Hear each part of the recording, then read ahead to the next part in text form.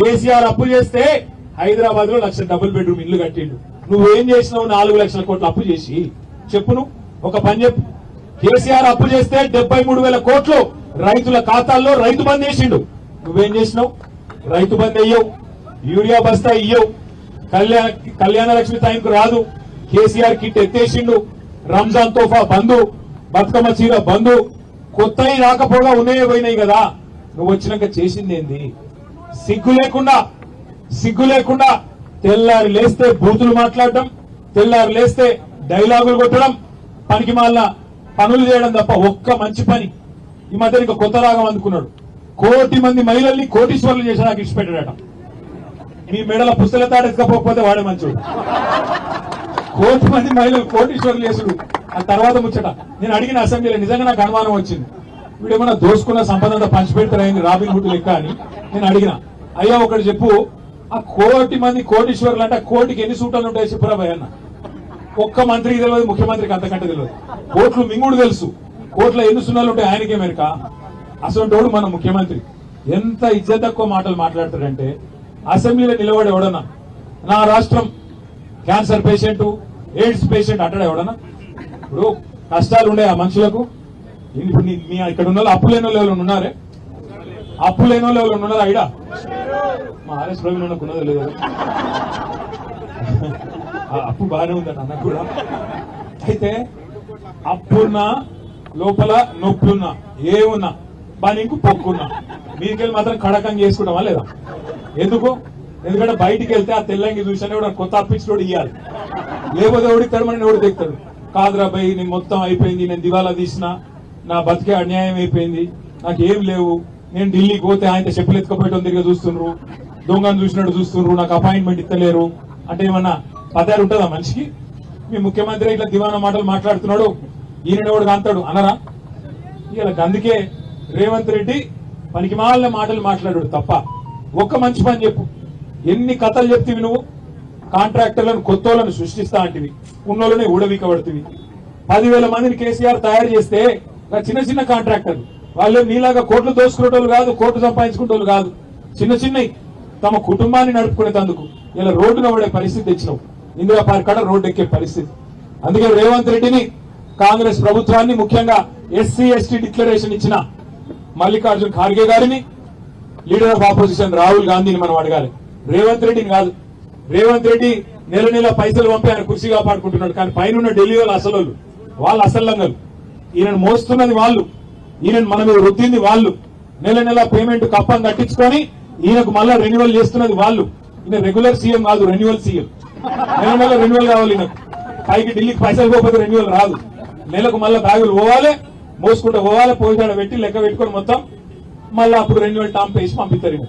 అందుకే అడగాల్సింది వాళ్ళను. అవసరమైతే నేను ప్రవీణ్ కుమార్ గారిని కోరుతా ఉన్నా, ఇక్కడ కాదు అది అంటారు చూడు, శిల్క ప్రాణం మాయల ఫకీరు ప్రాణం శిల్కలు ఉన్నట్టు రేవంత్ రెడ్డి కథ ఎక్కడ ఉంటుందంటే ఢిల్లీలో ఉంటుంది, టెన్షన్ పత్రం. అవసరమైతే జంతర్ మంతర్ కోదాం, ఢిల్లీ కోదాం, విడిచిపెట్టద్దు. ఏదో ఇందిరా పార్క్ కాడికి వచ్చినాం కదా, వీడికి అయిపోయింది కదా, ఇక చాలు కదా అంటే కాదు. ఖచ్చితంగా జీవో నంబర్ 17 రద్దయ్యేదాకా, రేవంత్ రెడ్డికి బుద్ధి వచ్చేదాకా, వాళ్ళు చెప్పినట్టు ఎస్సీ ఎస్టీ డిక్లరేషన్ లో ఖచ్చితంగా 30% ఎస్సీ ఎస్టీలకు, బీసీ డిక్లరేషన్ లో చెప్పినట్టు 42% బీసీలకు కాంట్రాక్టులు వచ్చేదాకా ఇడిచిపెట్టద్దు. రాహుల్ గాంధీని, మల్లికార్జున్ ఖార్గేని వదిలిపెట్టకుండా పోరాటం చేస్తేనే, చివరి దాకా లక్ష్యం సాధించేదాకా పోరాటం చేస్తేనే అది ధీరోదాత్తుల లక్షణం. మధ్యలోనే ఒకరోజు గడబడి చేసినామా, ఆర్ఎస్పీ పిలిచింది కాబట్టి వచ్చినామా, అట్లా కాదు. ఆర్ఎస్పీకి ఏం బాధ ఇయ్యాల? ఆయనకేం బాధ అంటున్నా, ఆయనకేం అవసరం ఉంది ఇవాళ ఈ ఎండలో మీతో వచ్చి కూర్చున్నందుకు? మీరు బాగుండాలనే కదా, మీరు బాగుండాలి, మీలాగా ఇంకా వేలాది మంది బాగుపడాలని ఆరాటం తప్ప ఇంకోటి కానే కాదు కదా. అందుకే నేను మిమ్మల్ని ప్రార్థించేది, ఇవాళ అధికారం అనేది ఎవరికి శాశ్వతం కాదు. 10 ఏళ్లు మనం చూసినాం, అధికారంలో ఉన్నప్పుడు 4 మంచి పనులు చేస్తే ప్రజలు యాదికి పెట్టుకుంటారు, తప్పకుండా యాదికి పెట్టుకుంటారు. ఆయన అంటాడు రేవంత్ రెడ్డి, నేను నీలాక అయ్య పేరు చెప్పుకొని రాలేదు అని. నేను చెప్పిన అందుకే, నేను బరాబర్ మా అయ్య పేరు చెప్పుకొని వచ్చినా, మా అయ్యకు మంచి పేరు ఉందిరా భయ్, ఖచ్చితంగా తెలంగాణ తెచ్చిన మొగోడు మొనగాడు ఖచ్చితంగా మా అయ్య పేరు చెప్పుకుంటా. కానీ నీ మన్మడు కూడా నీ పేరు చెప్పుకోవాలంటే 4 మంచి పనులు చేయరా నాయన అని చెప్పిన. అన్ని లుచ్చ పనులే చేస్తే రేపు నీ పిల్లలు కూడా నీ పేరు చెప్పుకోరే, వాళ్ళు లంగుండే వాని గురించి నేను చెప్పాలంట. అందుకే చెప్తున్నా రేవంత్ రెడ్డికి 4 మంచి పనులు చేయి, నువ్వు చెప్పిన మాటలు నిలబెట్టుకో. 30% ఎస్సీ ఎస్టీలకు కాంట్రాక్ట్లు ఇస్తాను, 42% బీసీలకు ఇస్తాను, అప్పుడే రేపు ఎవరన్నా నీకు మళ్ళా సప్పట్లు కొడతారు. లేకపోతే అధికారం ఉన్న రోజులు చుట్టూ మస్తుకుంటారు డబ్బా కొట్టేటోళ్ళు. తర్వాత ఎలక్షన్లకు వస్తే, రోడ్డు మీదకి వస్తే, సెక్యూరిటీ లేకుండా వస్తే అప్పుడు తెలుస్తుంది నీకు అసలు కథ ఏందో. ఏదన్నా ఒక ఊర్లోకి పోయే పరిస్థితున్నా ఎలా కాంగ్రెస్ వాళ్ళు యూరియా ఇయ్యరు, పంట కష్టపడి పండిద్దామంటే రైతు బంధు ఇయ్యరు, కష్టపడి పండించిన పంట అది కొనరు. మక్కలు రోడ్ల మీదనే, వడ్లు రోడ్ల మీదనే, వానలు కొడితే ఎప్పుడు కొట్టకపోతే ఇక్కడికి వచ్చిన వాళ్ళలో రైతులు కూడా ఉన్నారు. ఎప్పుడు పోతుందో ఏమైతుందో ఆడ వాన కొడితే మా పరిస్థితి ఏందో అని బాధ. ఇవాళ ఒక తీరు బాధ లేదు రాష్ట్రంలో. ప్రతి వర్గం ఇవాళ ఈ ప్రభుత్వంలో తల్లడిల్లిపోతా ఉన్నది. ఎలక్షన్ ఎప్పుడు వస్తుందా, ఎప్పుడు కర్రు కాల్చి వాత పెడదామా, ఎప్పుడు కాంగ్రెస్ ను పొంద పెడదామా అని చెప్పి ఇలా ప్రతి ఒక్కరు చూస్తా ఉన్నారు. నాకైతే విశ్వాసం ఉంది, మీరు గట్టిగా ఉంటే ఇదే పద్ధతిలో ఐక్యతను ప్రదర్శిస్తే పెద్దలు కేసీఆర్ గారితో కూడా మేము మాట్లాడతాం. ఢిల్లీలో కూడా జంతర్ మంతర్ లో కూడా మన పార్లమెంట్ సభ్యులు వచ్చి మీతో పాటు తప్పకుండా పోరాటం చేస్తాం. ప్రభుత్వం దిగి వచ్చేదాకా రేవంత్ రెడ్డికి బుద్ధి వచ్చేదాకా వదిలిపెట్టవద్దు. దీనికి ఆర్ఎస్పీ గారే నాయకత్వం వహిస్తారు. మొన్ననే మీరు చూసినారు, మైనర్ బాలిక మీద అఘాయిత్యం జరిగితే పార్టీ తరఫున చిన్న ఒక సూచన చేస్తే ఆర్ఎస్పీ గారు ఎట్లా ఎంబడబడ్డాడో, ఎట్లా ఆ అమ్మాయికి న్యాయం జరిగేదాకా పోరాటం చేసిందో మీరే చూస్తారు. అదే పద్ధతుల్లో ఎక్కడ అన్యాయం జరిగినా తప్పకుండా గులాబీ జెండా మీతో ఉంటది.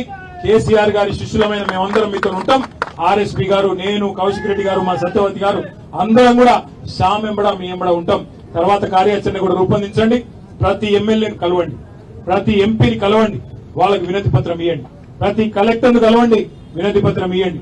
చీఫ్ సెక్రటరీని కలవండి, వినతి పత్రం ఇవ్వండి. మంత్రులను కలవండి, వినతి పత్రాలు ఇవ్వండి. మర్యాదగా ఇంటరు. వినకపోతే ఏం చేయాలనో తప్పకుండా మళ్ళా కూర్చుందాం, నిర్ణయం తీసుకుందాం. తప్పకుండా మీకు సంఘీభావంగా అండగా ఉండడమే కాకుండా మళ్లీ మన ప్రభుత్వం 2025లో వస్తుంది. ఒకవేళ ఈ మూర్ఖులు రద్దు చేయకపోతే రేపు 10,000 కాదు, ఒక 50,000 మందిని కాంట్రాక్టర్లుగా చేసే బాధ్యత నేను తీసుకుంటా అని చెప్పి మళ్ళొకసారి మీ అందరికీ పేరున ఆశ్వాసన ఇస్తూ, మరి పెద్దలు కేసీఆర్ గారికి చెప్పినాం. ఇక్కడికి వస్తుంటే నేను ప్రవీణ్ గారు సార్ ఇట్లా పోతున్నామంటే ధైర్యం చెప్పండి, ఎవ్వరు బేజారు కావద్దు. మళ్ళా మన ప్రభుత్వం వస్తుంది, వచ్చినాక ప్రతి ఒక్కరికి న్యాయం చేద్దాం. మిత్తితో సహా ఈ ప్రభుత్వం ఈ దుర్మార్గులు చేస్తున్న తప్పులకు మిత్తితో సహా వసూలు చేపిద్దామనే మాట కూడా వారు చెప్పినారు. తప్పకుండా మీరందరూ ధైర్యంగా పోరాటం కొనసాగించాలని కోరుతూ నాకు ఈ అవకాశం ఇచ్చినందుకు పేరున మీ అందరికీ నమస్కారాలు తెలియజేస్తూ జై తెలంగాణ.